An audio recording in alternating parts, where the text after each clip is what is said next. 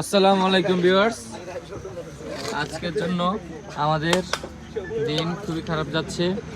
আমরা হচ্ছি এই যে ভাইয়েরা সবাই বাইরে আছে, সবাই আছে, আমাদের চাকা লিক হয়ে গিয়েছে।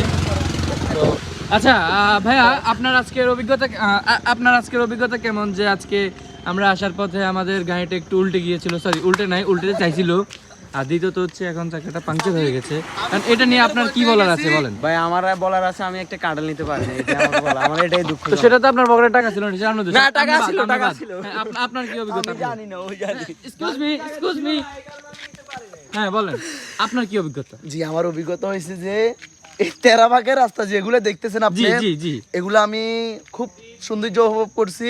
আর যে আমরা ওই বড় বড় কয়েকটা কাটল আনছি, এটা আমাদের থেকে অনেক আচ্ছা মানে সৌন্দর্য মনে হয়েছে আর রহস্যজনক মনে হয়েছে। আচ্ছা আমরা আলহামদুলিল্লাহ আমরা তার কারণে সুস্থ সামর্থ্য ভাবে যে আমরা আমাদের গন্তব্য পৌঁছে যেতে চাইতেছি, এতটুকু আমার বক্তব্য। এখন আমার কথা হচ্ছে 20 টাকা দিয়ে কাটার কিনে বেকারি ভালো লাগে।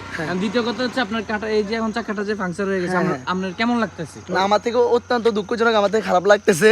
বাট এখন কি করবো, আল্লাহ যেটা চাইছে ওইটাই হয়েছে। এখন সবাই সুস্থ সামর্থ্য ভাবে ফিরে যেতে চাইতেছি, এটাই।